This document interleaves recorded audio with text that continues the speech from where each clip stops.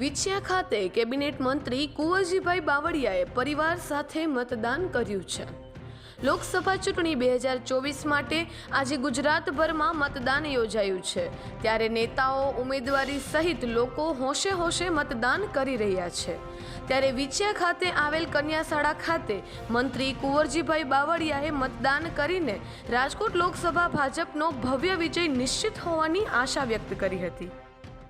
વિશ્વના સૌથી મોટા લોકશાહી ભારત દેશ કે જેની લોકસભાની 2024ની ચૂંટણી એના ગુજરાતના ત્રીજા તબક્કાનું મતદાન આજે શરૂ થઈ ચૂક્યું છે।